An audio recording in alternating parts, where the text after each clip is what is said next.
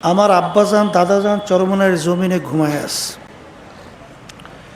আমার আব্বাজান বলতেন, তিনি মাহফিলে প্রথম থেকে শেষ পর্যন্ত থেকে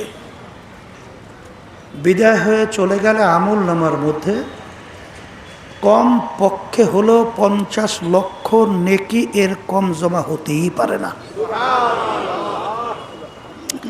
নিয়াত যাদের সহি, আল্লাহকে রাজি খুশির উদ্দেশ্যে যারা আসছি, রব্বুল আলামিন লক্ষ লক্ষ নেকি আমল নামায় দান করবে।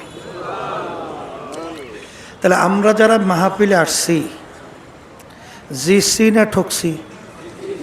বলেন জিতছি। কথা ঠিক না বেঠিক? তাহলে বেশি বেশি শুকরিয়া আদায় করতে হবে না? আবার বলি আলহামদুলিল্লাহ। শোনেন, মা ইউরিদিল্লাহু বিহি খায়রান ইউফাক্কিহু ফিদ্দীন।